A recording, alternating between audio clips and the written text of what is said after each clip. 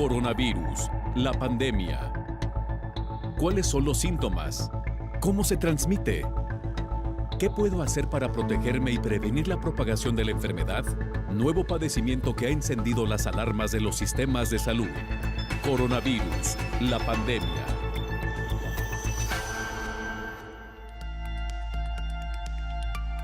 Qué gusto reencontrarnos en este espacio de Coronavirus, la pandemia. Gracias a usted que nos sintoniza a través de la señal de todos, Canal 44. También a quienes nos ven a través de las señales de las televisoras públicas que se suman a esta emisión y que hacen posible que lleguemos a México y América Latina. Hoy dedicaremos nuestro programa a hablar sobre las olas pandémicas del año pasado en comparación con la que hoy se vive en gran parte del mundo. La Organización Panamericana de la Salud advierte que en México y Estados Unidos se multiplicaron las enfermedades y muertes por COVID-19 en el personal. Investigaciones de la farmacéutica Pfizer muestran que una tercera dosis del biológico protege contra la variante Delta. Ante la posible obligatoriedad de que la vacuna anticoronaria sea obligatoria, han iniciado una serie de debates legales y de derechos humanos, así como protestas en Francia, Grecia y Alemania. Las variantes alfa, gamma y delta, entre otras, han agravado la salud de la población. Los contagios en algunas naciones se han triplicado en menos de una semana. Un panorama de nueva cuenta preocupante, muy preocupante, sobre todo en países como México, en donde en los últimos días el crecimiento de casos ha sido acelerado. Vayamos con nuestra compañera Isaura López Villalobos para que nos ponga en contexto. Enfrentar la COVID-19 no ha sido fácil. Desde el surgimiento del virus SARS-CoV-2 se advertía sobre las diversas complicaciones que atravesaría el mundo. Las olas pandémicas que han surgido han sido diferentes y distribuidas por región. Para algunos han sido severas en la cuestión de mortalidad y para otros la incidencia de hospitalizaciones o casos activos. Algunos países han pasado por la quinta y hasta el séptimo repunte de contagios. El histórico muestra que en el primer año de la pandemia, las autoridades mundiales trataban de detener la ola y ante un repunte de manera acelerada, aplicaron medidas restrictivas. En el año 2020, las olas pandémicas fueron en los meses de marzo, cuando los países europeos fueron el primer epicentro de la pandemia. Después siguió Estados Unidos. Durante ese periodo aumentó el número de decesos a nivel mundial. La siguiente altura de la pandemia fue de octubre a enero de ese año, mientras que este segundo año de la COVID-19, las olas han sido diversas en cada región del mundo. Los países de América y de Europa han vivido 3 intensidades en enero, abril y en este mes de julio. Los expertos lo atribuyen a las diferentes variantes que circulan en el planeta Tierra. Los países contemplan ya acabar con el virus que ha infectado a más de 195 millones de personas y ha quitado la vida a 4.185.000. Los países contemplaban ya haber acabado con el virus que ha infectado a más de 195 millones de personas y ha quitado la vida a 4.185.000 y haber superado la epidemia con la vacunación. Sin embargo, en el segundo semestre del año, los casos superan los índices de enero. Los hospitales se enfrentan a una crisis mayor por el número de pacientes hospitalizados. Las variantes alfa, gamma y delta, entre otras, han agravado la salud de la población. Los contagios en algunas naciones se han triplicado en las últimas semanas, contrario a lo que se vivió en el año 2019 cuando surgió la pandemia COVID-19. Informó Isaura López Villalobos. ¿Qué dice la Organización Mundial de la Salud en su más reciente informe? Nuestro compañero Pablo Gómez, corresponsal de la agencia EFE, nos lo cuenta. Pablo, qué gusto escucharte. Adelante con el reporte. Hola, ¿qué tal? Buenos días, Belén. Buenos días a todo el auditorio de Canal 44. Los últimos datos notificados por la Organización Mundial de la Salud sitúan el total de casos de COVID-19 en el mundo por encima ya de los 195 millones, al sumar algo más de 600.000 en las últimas horas. El total de fallecidos, mientras tanto, a nivel global ronda ya los 4,2 millones. Vamos ya por regiones. América sigue situándose cerca de 76 millones y medio de casos positivos en el primer puesto y tiene alrededor de 2 millones de muertes. Le sigue Europa con unos 59 millones y medio de contagios y poco más de 1,2 millones de fallecidos. Después el sudeste asiático, que se aproxima a los 38 millones de positivos y se sitúa en unos 558.000 muertos. Lejos está ya el Mediterráneo oriental, con menos de 12 millones y medio de casos y algo más de 230.000 fallecidos, y mucho más lejanas están las cifras de África y del Pacífico occidental. En cuanto al ranking de países, sigue encabezado por Estados Unidos con 34,4 millones de casos. India le sigue con cerca de 31 millones y medio y Brasil le sucede y supera los 19,7 millones. Los siguientes países están ya con cifras muy inferiores. Rusia es el único que supera los 6 millones y a continuación están 3 países, Francia, Reino Unido y Turquía, que se sitúan entre los 5 millones y medio y los 6. En cuanto a número de fallecidos, Estados Unidos sobrepasa ya los 600.000, Brasil los 550.000, India se aproxima a los 425.000 y México le sigue con casi 240.000. Y en cuanto a los datos de vacunación, ya se han administrado en el mundo más de 3.800 millones de dosis. Reportó desde Europa Pablo Gómez para el programa Coronavirus la Pandemia. Gracias, Pablo, por este informe que nos actualiza cifras y la situación actual en materia de pandemia de COVID-19 en el mundo. Y mira, la farmacéutica Pfizer afirma que una tercera dosis de COVID-19, de la vacuna contra COVID-19, protege 5 veces más a jóvenes. En el reporte del segundo trimestre del año, la farmacéutica Pfizer informó a sus inversionistas sobre las ventajas que tendría una tercera dosis anti-COVID. En el documento, la farmacéutica informó que en julio de este año, junto con BioNTech, proporcionó una actualización de la prueba de refuerzo de fase 1, 2 y 3 de una tercera dosis de la vacuna. Los datos iniciales del estudio muestran que una dosis de refuerzo aplicada al menos 6 meses después de la segunda dosis tiene un efecto consistente contra la variante beta, que son de 5 a 10 veces más altas que luego de las 2 dosis administradas.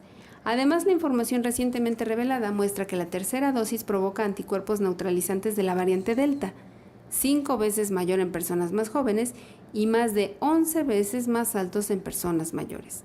Las empresas esperan publicar datos más definitivos sobre este análisis y todos los datos acumulados se van a compartir como parte de las discusiones en curso con la Administración de Medicamentos y Alimentos, la FDA, la Agencia Federal para el Manejo de Emergencias, EMA, y otras agencias regulatorias en las próximas semanas, informó Elizabeth Ortiz.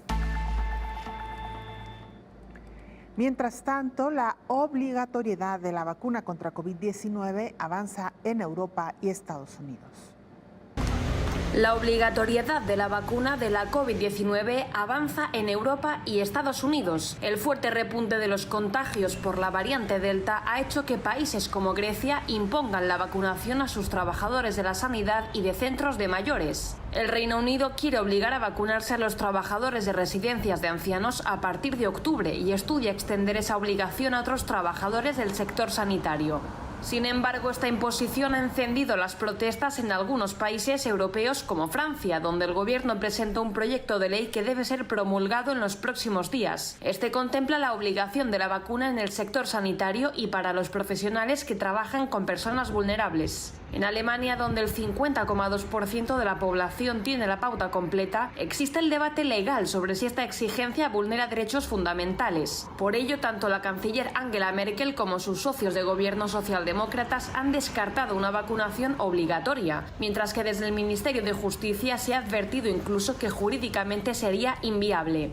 En general, la medida se desecha en los países en los que las campañas funcionan, como es el caso de Portugal, donde la vacunación obligatoria para algunos sectores no forma parte de la agenda política y apenas ha generado un debate entre enfermeros y médicos. En España sigue siendo voluntaria, pero la opinión pública española es partidaria de la inmunización por aplastante mayoría y un 82,8% de los ciudadanos aún no vacunados están dispuestos a hacerlo, según una encuesta del CIS. Una situación similar vive Bélgica, donde la Academia de Medicina ha recomendado la vacunación obligatoria para el personal sanitario. Sin embargo, el primer ministro Alexander De Croo lo descartó la semana pasada porque la campaña está funcionando. En Estados Unidos, el estado más poblado del país, California, la ciudad más grande, Nueva York, y la primera agencia federal, el Departamento de Veteranos, requieren ya vacunarse a sus empleados públicos. Y miren, más información, lamentablemente se disparan los contagios de COVID-19 en México y Estados Unidos. Esta nueva ola de contagios en México ha traído un nuevo porcentaje de enfermos en los trabajadores de la salud. Según registros de la Secretaría de Salud Federal, del 5 al 19 de julio pasado, el número de contagios activos de COVID-19 entre el personal de salud en el país creció 152.1%. El 5 de julio había 956 casos activos en este sector de la población, pero para el pasado 19 de julio ya habían 2.411 casos activos y de ellos la mayor parte se concentran entre los trabajadores de la salud entre los 25 y 44 años. Por profesión, las enfermeras son el grupo con más contagios, registran 39.4%. Le siguen otros trabajadores de la salud con 31%, mientras que en tercer lugar están los médicos con 25.8%. Del total de casos mortales registrados hasta el pasado 19 de julio, el 68% se trata de hombres y 32% de mujeres. Ciudad de México, Estado de México, Puebla, Veracruz, Jalisco, Guanajuato, Chihuahua, Nuevo León, Tabasco y Tamaulipas son las 10 entidades con el mayor número de defunciones, concentrando el 65% del total de las muertes. Ya la Organización Panamericana de la Salud había advertido que México y Estados Unidos representaban casi 85% de los fallecimientos en la región desde el año pasado. La directora de la organización, Carissa Etienne, alertó que casi 3/4 partes de los trabajadores de la salud diagnosticados con COVID-19 son mujeres y que el continente americano es el que tiene el mayor número de trabajadores de la salud infectados en el mundo, informó Rocío López Fonseca. Mientras tanto, Guatemala negocia con Estados Unidos tras cancelar una compra de 8 millones de vacunas a Rusia. Gracias, señor presidente. Buenas tardes, señores ministros. El gobierno de Guatemala comenzó negociaciones con laboratorios estadounidenses para la compra de vacunas contra COVID-19. El presidente Alejandro Yamatei hizo el anuncio el miércoles luego de la cancelación de compra de 8 millones de dosis del inmunizante ruso Sputnik V, equivalentes a la mitad del volumen pactado. El 50% que se tenía previsto gastar en vacunas Sputnik, al haber quedado liberado ese compromiso para este año, nosotros estaremos invirtiendo esa cantidad en las negociaciones que ya se están teniendo con otras casas farmacéuticas, específicamente Johnson & Johnson, Pfizer y Moderna. Guatemala canceló la compra de Sputnik V debido a los retrasos en su entrega. El país había pagado más de $79 millones al Fondo de Inversión Directa de Rusia por 8 millones de dosis de la vacuna. Sin embargo, solo ha recibido 550,000. Con este contrato nos aseguramos de un calendario de entregas mensuales para cumplir durante este año hasta el 31 de diciembre con la cantidad de vacunas que ya hemos pagado. Esto queda considerado como el 100% de la vacuna a recibir en este año. El retraso en la entrega generó fuertes críticas al gobierno de Yamatei y pedidos de investigación, mientras el ombudsman Jordán Rodas y decenas de organizaciones sociales, educativas y humanitarias pidieron públicamente la renuncia del mandatario.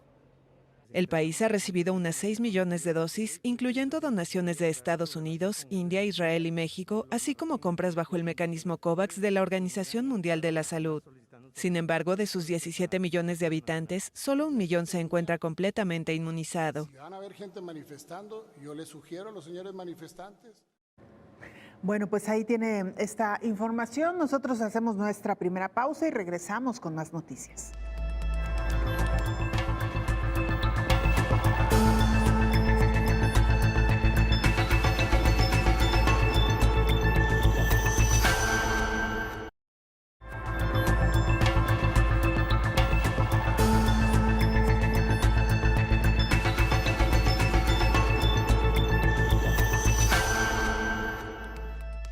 Ante el incremento en el número de casos de COVID-19 en el mundo, autoridades hacen un llamado a no realizar viajes. Ante el incremento de nuevos casos de COVID-19 y del verano en puerta, las autoridades sanitarias hacen un llamado a la población para intentar romper la cadena de contagio de COVID-19, sobre todo durante estas vacaciones. El Instituto Mexicano del Seguro Social recomendó a la población no realizar viajes a menos que sea estrictamente necesario. El coordinador de programas médicos en la División de Promoción de la Salud, Diego Balcón Caro, señaló que en caso de trasladarse a un lugar diferente al de su localidad, sobre todo durante las vacaciones de verano, se debe estar pendiente de las condiciones que persisten en cada entidad y mantener las medidas sanitarias como el uso de cubrebocas correctamente, lavar las manos con agua y jabón o usar alcohol gel al 70%. El especialista recomendó que dependiendo de la distancia es conveniente desplazarse en vehículo particular, planear el trayecto, evitar numerosas paradas, no tener contacto con otras personas. En caso de trasladarse por algún otro medio, sugirió elegir días y horarios donde haya menor afluencia. En cuanto al impacto de la COVID en el turismo en esta temporada vacacional, recuerda la Organización Mundial del Turismo que esta industria busca resarcir el daño causado por la pandemia durante el 2020 y en lo que va de este año. Por ejemplo, en Europa, las llegadas de turistas internacionales se hundieron casi un 70% y durante los primeros 5 meses de este año cayeron un 85%, según cifras de la OIT, informó Rocío López Fonseca. Como le hemos narrado en este mismo espacio, Chile vivió una de las olas más intensas de COVID-19 el año pasado y también fue de los países que avanzó de manera mucho más rápida en la inmunización de su población entre los países de América Latina. Es por ello que los expertos se preguntan si este país habrá alcanzado ya la llamada inmunidad de rebaño. Expertos han empezado a preguntarse si en Chile se ha alcanzado la anhelada inmunidad de rebaño. Y es que el país andino, donde casi el 80% de la población objetivo está completamente vacunada, ha experimentado en el último mes una drástica caída de casos y de ingresos en UCI por COVID-19. De hecho, el pasado martes las autoridades sanitarias anunciaron la cifra de contagios nuevos más baja en 15 meses, con 753 infectados, al tiempo que informaron que la tasa de positividad nacional lleva 10 días por debajo del 3%. Más de 5 meses ha tardado el país, que suma más de 1,6 millones de casos, 36.000 decesos totales, en estabilizar la pandemia desde que inició la inmunización masiva, en parte, según los expertos, porque la vacuna mayoritaria, la del laboratorio chino Sinovac, tiene una eficacia menor para evitar los contagios. Esta mejoría se da en paralelo a una de las campañas de inmunización más exitosas del mundo. Un 79,2% de la población objetivo ha completado su vacunación, más del 86% ha obtenido una inyección y 12 de las 16 regiones superan el umbral del 80% de la población objetivo vacunada. La incertidumbre gira ahora en torno a la variante Delta, la de mayor contagiosidad según la OMS y de la que hasta el momento se han registrado una treintena de casos en el país. Y la vacuna de COVID-19 formará parte del esquema de vacunación global. Expertos internacionales llaman a aplicarse las dosis correspondientes para lograr la inmunidad a corto plazo. Las vacunas contra COVID-19 podrían formar parte ya del esquema de vacunación en el mundo e incluso podría estar cambiando cada año o cada cierto tiempo, como ocurre con la de la influenza, estima el virólogo y miembro del Sistema Nacional de Investigadores del Consejo Nacional de Ciencia y Tecnología, José Ángel Regla Nava. Estas farmacéuticas, como lo que es Pfizer, está produciendo ya vacunas actualizadas. ¿Qué significa esto? Pues ver cuál variante está circulando en la actualidad y van a producir una vacuna, digamos, de nueva generación que está dirigida contra estas variantes y por lo tanto pues van a ser más efectivas, ¿no? Como lo que pasa cada año con la de la influenza, entonces, que le modifican, le quitan, le ponen, ¿no? Efectivamente, en el caso de las vacunas de la influenza lo que se realiza es pues ver cuál es el virus circulante en determinada región y para esas regiones pues producen esa vacuna en específico. Va a suceder lo mismo, van a ver cuál es la variante predominante a nivel mundial o quizás a través de regiones y esas son las que se van a estar administrando te repito, no se conoce pues si van a ser cada 2 años, cada 3 años, pero bueno, se sigue estudiando esto. El también investigador del Instituto de Inmunología de La Joya, San Diego, California, reiteró que todas las vacunas sirven para evitar complicaciones de COVID-19. Lo importante, dice, es completar sus esquemas de vacunación y acudir por su segunda dosis. Yo los invito a que tengan confianza en vacunarse y finalmente algo muy importante que mencionar es que acudan a su segunda dosis y no duden de seguir con todas las medidas sanitarias y sobre todo si se van de vacaciones, pues que se protejan y que si es posible, pues viajen en grupos pequeños y como con su familia nuclear, ¿no? Recuerda que aún no se alcanza la inmunidad de rebaño, es decir, todavía no se logra la vacunación de 70% de la población mundial, informó Rocío López Fonseca. Saludamos en esta mesa de trabajo, como todos los días, al infectólogo Héctor Raúl Pérez Gómez. Doctor, ¿cómo le va? Bienvenido. Hola Belén, buen día, gusto saludarte. Igualmente, doctor. Pues vaya tema que hoy abordaremos, sobre todo porque puede resultar un poco complejo, dado que entendemos no hay muchos elementos ni mucha información para poder hacer los comparativos. Y nos referimos a estas olas que ha vivido el mundo respecto a esta pandemia de COVID-19. Las que se vivieron el año pasado y que una de ellas, por cierto, alcanzó todavía los primeros meses de este 2021 y esta que hoy por hoy se está viviendo también con mucha intensidad, doctor. Sí, Belén, fíjate que sí hay elementos, porque existen datos estadísticos en diversas fuentes internacionales y en las fuentes de algunos países en donde podríamos hablar de algunas diferencias o algunas especificidades de las olas que hemos vivido. Si asumimos que hay 3 olas mundiales, porque si ves los gráficos así ha ocurrido. Claro que si ves el gráfico de un país en específico, bueno, algunos han tenido solamente 2, otros han tenido 4, etcétera. Pero de forma global, ¿qué es lo que ha ocurrido? Hubo una ola pandémica en el 2020 que considero alcanzó su pico máximo por el mes de agosto. Una ola que abarcó el mes de julio completo. El 1 de agosto hizo un pico significativo y a finales de agosto empezó a tener descenso hasta llegar a mediados de septiembre, en que se puede considerar volvió a tener una prevalencia de la enfermedad con un control aceptable, digamos, considerando lo que había sido la ola previa.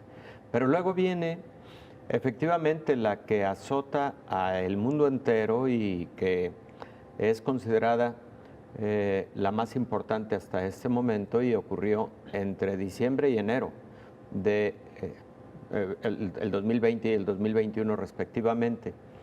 La que estamos viviendo actualmente es una ola que inicia aproximadamente en marzo, finales de marzo, ya con una tendencia de ascenso progresivo, pero con un incremento logarítmico, diría yo, a inicios de junio. En estos momentos no podemos decir que estemos, desgraciadamente no podemos decir que estemos ya en la cumbre de esta tercera ola, porque todavía puede seguirse incrementando el número de casos diarios a nivel mundial. Pero permíteme dar algunos datos que considero pueden diferenciar las características de algunas de estas terceras, primeras, segundas y terceras olas. En la primera, la letalidad definitivamente fue una muy alta letalidad. Recordemos que esta enfermedad inicia con una letalidad del 3% en los primeros 4 o 5 meses de arrancada la pandemia, pero a partir de abril empieza a incrementarse la letalidad y llega a tal nivel que globalmente estuvo en alrededor del 6.5% la letalidad, habiendo iniciado en el 3%.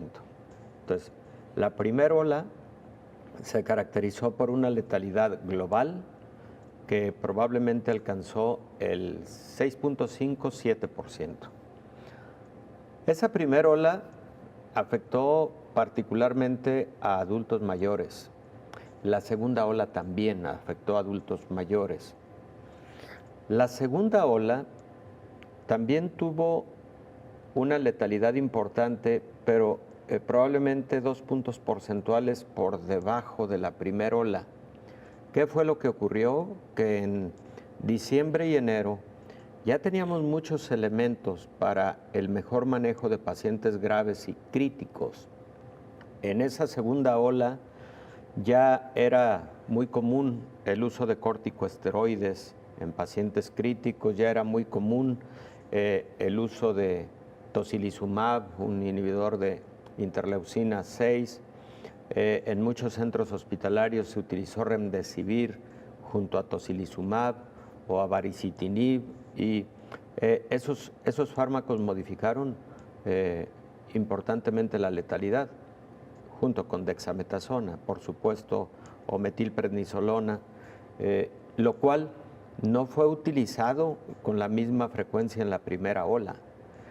Y en la tercera ola, bueno, afectó también a adultos mayores. Recordemos que por diciembre inició la vacunación a nivel mundial, de manera, digamos, ya más general. Y cuando estaba en intensidad la segunda ola, la vacunación todavía no estaba haciendo lo propio. En esta tercera ola, Belén, lo que viene ocurriendo es, primero, afectación predominantemente de población no vacunada, por lo tanto es población más joven, comparativamente y con significancia estadística de la diferencia con respecto a las primeras dos olas, ahora más jóvenes, está teniendo un ascenso estrepitoso, mucho más rápido que las olas anteriores.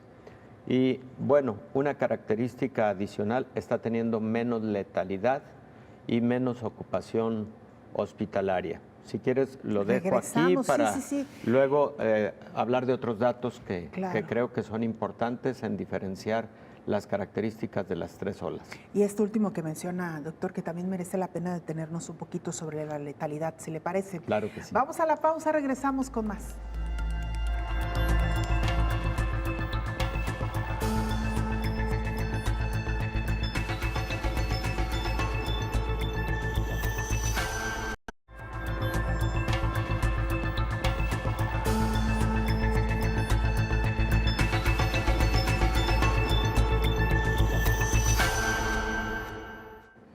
Una pandemia que está más viva que nunca, lamentablemente, así lo muestran las estadísticas. Nuestra compañera Elizabeth Ortiz nos presenta el siguiente informe. La variante Delta del SARS-CoV-2 está causando las nuevas olas de COVID-19 en varias partes del mundo. En Estados Unidos los casos se han duplicado durante la última semana, principalmente entre personas no vacunadas. Se ha declarado a la variante Delta como la principal amenaza en el periodo. Cuba está experimentando las tasas de infección y muerte más altas de la pandemia y todos los grupos de edad están afectados. Tan solo en la última semana, más de 7,000 menores y casi 400 mujeres embarazadas dieron positivo a COVID-19. Epidemiólogos de España advirtieron que ya están en una quinta ola de contagios. Está en el 10º lugar a nivel mundial con 4.3 millones de infecciones y 81,000 muertes a causa de la COVID-19. India está en el segundo lugar en contagios a nivel global, luego de la explosión de casos en abril y mayo. Actualmente tiene 31.4 millones de infecciones y 422,000 decesos, informó Elizabeth Ortiz. Bueno, pues así esta tercera ola, doctor Héctor Raúl Pérez Gómez, ya antes de irnos a la pausa usted nos daba un panorama general y esta, digamos, un poco radiografía entre lo que ocurrió en estas dos primeras olas y esta tercera que hoy se está viviendo. Y nos decía usted, doctor, que sí hay un descenso significativo en cuanto al número de muertes. Sí. ¿Hay manera de explicar por qué está ocurriendo esto, doctor? Sí, Belén. La primera explicación es que la población que está enfermando en esta tercera ola son más jóvenes que la población que enfermó durante la primera y la segunda ola. Los jóvenes tienen menos letalidad. Aquí me gustaría decir que estamos hablando de planos estadísticos globales, porque luego un comentario así no me gustaría que llevara a el exceso de confianza en ciertas poblaciones como los jóvenes, porque aunque enferman con menos gravedad y tienen menor letalidad, de cualquier manera, en un caso específico sí puede ocurrir gravedad, estado crítico y muerte en población joven, en población infantil, pediátrica, incluso en población de niños tan pequeños como 1 año de edad o menos.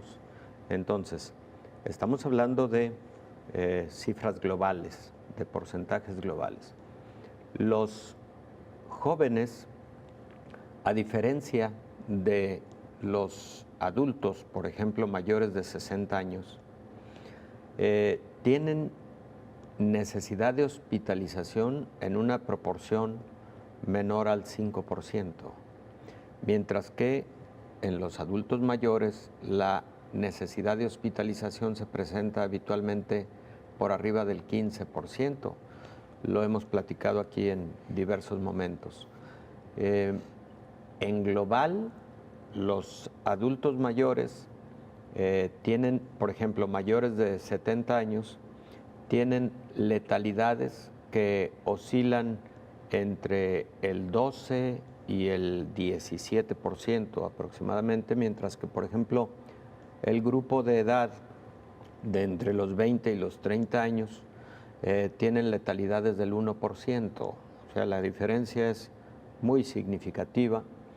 Y por ese motivo, Belén, hoy con la tercera ola que se está viviendo, la letalidad es más baja y la necesidad de hospitalización es más baja en cifras globales, ¿no?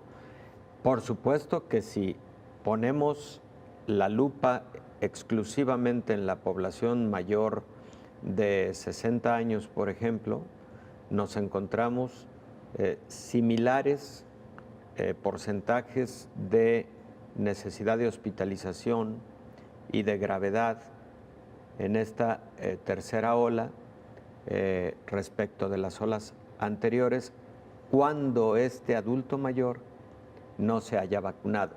Este es otro punto fundamental, porque adultos mayores que recibieron esquemas completos de vacunación y que están enfermando en esta tercera ola, la mayor parte tienen enfermedad leve moderada, que incluso se puede manejar de forma ambulatoria. Ese es otro motivo por el que la letalidad está siendo menor en esta tercera ola. Los porcentajes de vacunación que ya en algunos países tienen un avance significativo. El caso de México, por ejemplo, tiene alrededor de 35% de su población mayor de 18 años de edad con al menos una dosis de la vacuna. No, y perdóname, con esquema completo de vacunación, y alrededor del 42% con al menos una dosis de la vacuna, y estamos hablando de población mayor de 18 años de edad. No es despreciable, nada despreciable, diría yo que incluso mejoró mucho el ritmo de vacunación en México. Ha habido días en que se ha vacunado a 1.200.000 personas en una sola jornada de vacunación, y de seguir en un ritmo así, entre 800,000 y 900,000 vacunados en un solo día, sí se puede lograr el objetivo de cubrir a toda la población mayor de 18 años de edad para finales de octubre. Eso el gobierno de la República Mexicana lo ha puesto como un objetivo y el ritmo va bien, va aceptable, pero recordemos también que hay segmentos de la población que siguen reticentes a la vacuna. Bueno, quienes han requerido hospitalización, quienes han llegado a enfermedad crítica, a necesidad de intubación y quienes han fallecido durante esta tercera pandemia, la mayor parte no tenía vacunación, la mayor parte son personas con enfermedades coexistentes o preexistentes, diabetes, obesidad, hipertensión, etcétera. Sigue siendo ese el perfil. Pero las personas con antecedente de vacunación están teniendo enfermedad leve, moderada, por fortuna. Y bueno, algo que también está caracterizando a esta tercera ola, ojo con esto, alto porcentaje de mujeres embarazadas que se están infectando y de niños que se están infectando. Y en el caso de los niños, cuidado porque sí puede fallecer un niño con COVID-19. Cuidado porque sí pueden llegar a tener gravedad los niños.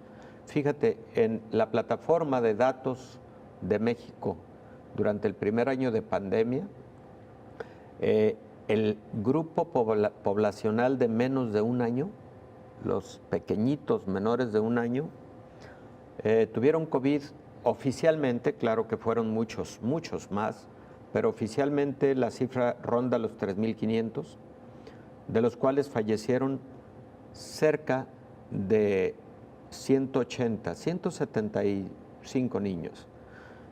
Esto te da una letalidad del 5%, es una letalidad alta para ese grupo de población. Entonces también cuidado con el tema de los niños, protejámoslos mucho porque no están vacunados, porque probablemente muchos sí enfermaron con enfermedad leve o en muchos casos asintomática y a lo mejor generaron inmunidad, pero la mayor parte de la población no sabe ese estatus inmunológico de los niños y por lo tanto hay que cuidarlos mucho porque probablemente la vacunación en pequeños de 1 año de edad a los 12 años de edad va a tardar en la mayor parte de países.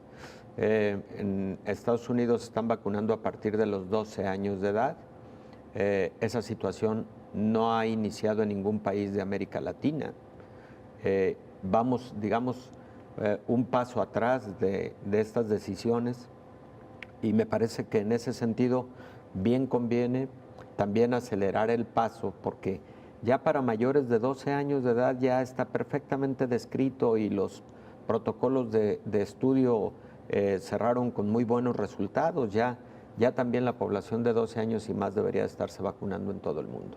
Y máxime, doctor, cuando estamos en la antesala del regreso a clases, en donde muchos países han dicho va el regreso a clases independientemente de cuál sea la situación en ese momento. Definitivamente, Belén. Y mira, permítame hacer un comentario del que no se habla mucho, pero que también en algunas publicaciones la han señalado como una estrategia posible para el tema de regreso a clases. En algunos países, en algunas regiones, el regreso a clases en la modalidad híbrida sugiere que quienes puedan seguir o quieran seguir a través de plataformas virtuales lo podrán hacer, pero que también, dadas las condiciones que pudieran mejorar cuando llegue el momento y de forma voluntaria, habrá quien esté en la libertad de regresar a clases presenciales. A mí me han preguntado en diversos momentos, ¿y qué tendría yo que hacer para tomar una decisión? ¿Nos cuenta? Regresando Te lo cuento en un pausa. momento, claro. No se vayan porque esta respuesta yo estoy segura que muchos de ustedes la están esperando. Vamos a la pausa.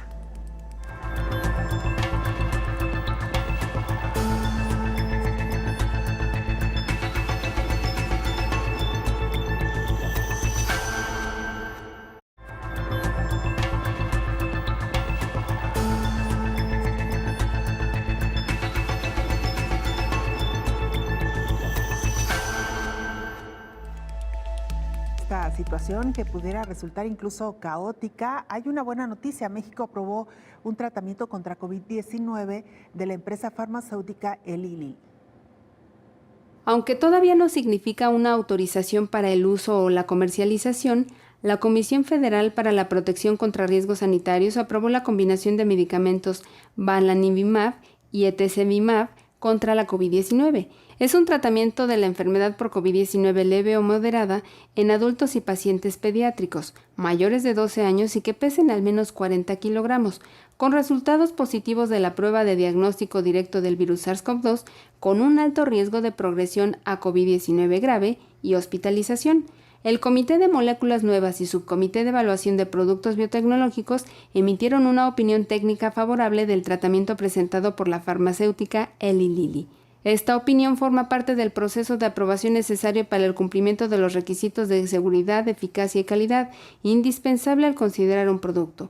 Ahora la Comisión de Autorización Sanitaria queda pendiente de la solicitud de la combinación de los medicamentos para su uso de emergencia. La Administración de Drogas y Alimentos, FDA de los Estados Unidos, otorgó la autorización de uso de emergencia para el tratamiento leve a moderado en adultos que tengan el riesgo de progresar a COVID-19 grave y hospitalización, informó Elizabeth Ortiz. Doctor Héctor Raúl Pérez Gómez, antes de irnos a la pausa, la pregunta quedaba en el aire. ¿Qué hacer ante un eventual regreso a clases? ¿Llevar o no a los niños? ¿Las autoridades sí, no? ¿Qué hacer, doctor? Hay muchos padres de familia que ya quieren, necesitan que sus hijos estén de forma presencial. Hay muchos niños y jóvenes que quieren estar ya de manera presencial y creo que en general todos queremos la presencialidad ya en las actividades escolares, académicas. En el caso de los niños y los jóvenes, particularmente en virtud de no estar vacunados la mayor parte aún, una estrategia que no es oficial, pero que se puede adoptar de manera individual, específica en determinadas familias, es la realización de anticuerpos contra SARS-CoV-2, particularmente anticuerpos neutralizantes, porque pueden existir muchos niños, muchos jóvenes, sobre todo adolescentes, que no están vacunados, pero que pudieron ya haber tenido infección leve o asintomática por este virus. De hecho, en esta población es común la enfermedad asintomática y leve. Y la presencia de estos anticuerpos puede generar un poco mayor tranquilidad a los padres de familia ante esta disyuntiva de continuamos por la vía de las plataformas virtuales o accedo a el que mi hijo regrese a actividades presenciales.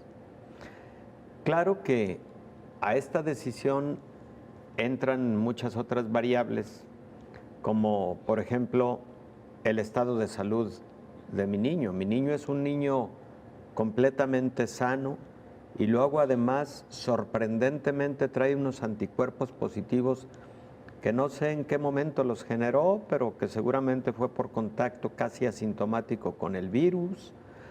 Bueno, esa condición puede dar un poco más libertad para la toma de esa decisión y claro, visualizar la calidad y disciplina de las medidas sanitarias, protocolos sanitarios en el plantel, en la escuela de mi hijo. Creo que todos esos factores deben entrar, pero uno del que se ha hablado poco es el primero, Belén, el relativo a investigar cómo están los anticuerpos de mi niño, que aunque no tengo en la mente que haya tenido un cuadro similar a COVID, pudo haber ya tenido inmunidad. Y tú me podrás preguntar, doctor, ¿hay algo estudiado al respecto de esta llamada seroprevalencia? Hemos hablado aquí mucho de las encuestas serológicas, eso es exactamente.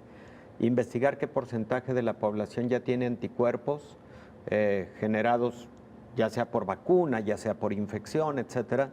Y al respecto, por ejemplo, México sí tiene algunos de estos estudios y están publicados en la Encuesta Nacional de Salud, incluso del año pasado, publicados en noviembre, en donde el 24% de la población ya tenía anticuerpos positivos contra SARS-CoV-2. Y recordemos que en noviembre del año pasado no había vacunación todavía. Entonces, eran anticuerpos generados por infección natural, bueno, es un pleonasmo, pero por contacto con el virus. Sí. Entonces, a estas alturas, eso fue en noviembre, estamos prácticamente a 8 meses de ese momento, es muy probable que esa seroprevalencia sea mucho más alta y es muy probable que muchos jóvenes estén con positividad ya. Ese puede ser otro elemento, otro factor para la toma de una decisión, porque esos anticuerpos pueden generar protección.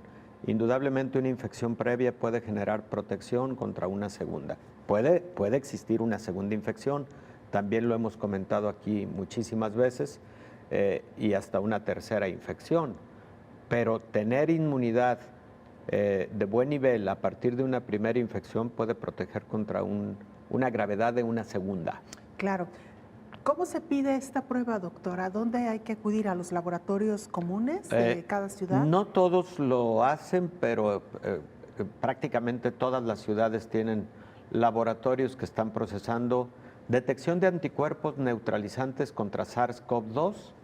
En algunos lugares se les conoce como anticuerpos de alta afinidad contra SARS-CoV-2.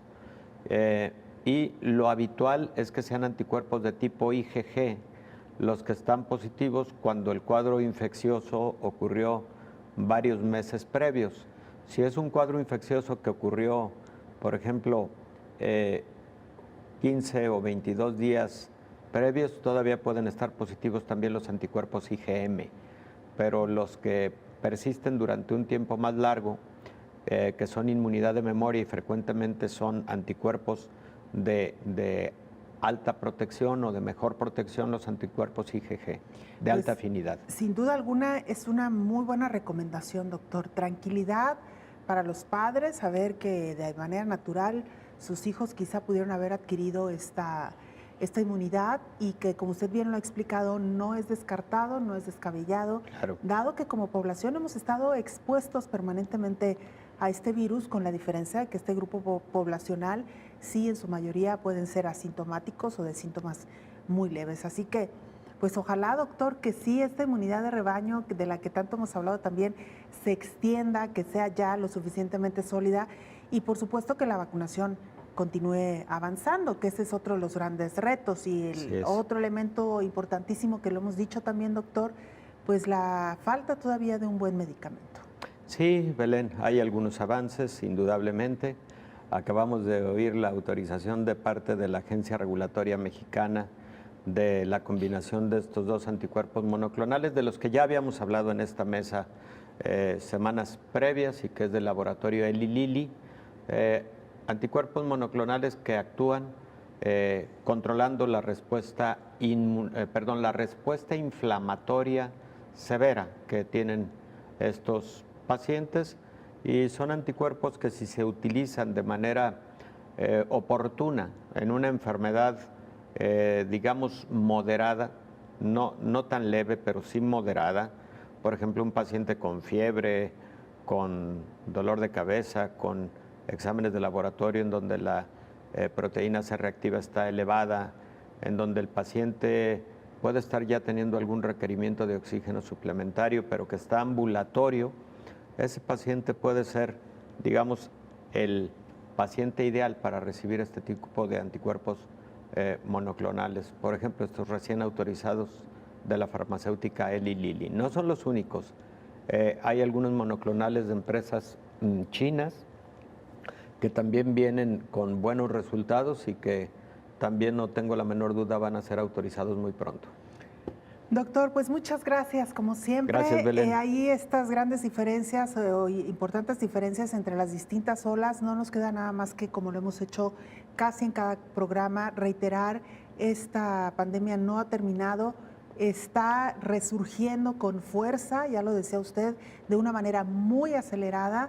No debemos bajar la guardia, debemos seguir protegiéndonos, cuidándonos, como si estuviéramos en la primera etapa de la pandemia, doctor. Por supuesto, Belén. Y bueno, no podemos dejar de comentar como cierre, pues que esta tercera ola casi indudablemente está caracterizada por tener la presencia en la mayor parte de casos de la cepa Delta o la variante Delta, surgida en febrero en la India.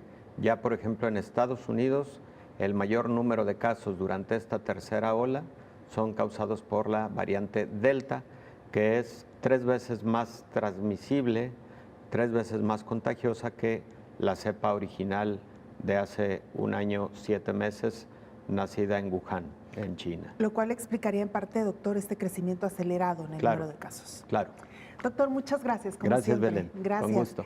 Sobre todo, gracias a usted por habernos acompañado. Le invitamos para que nos sintonice en la siguiente emisión de Coronavirus, la pandemia. Hasta entonces.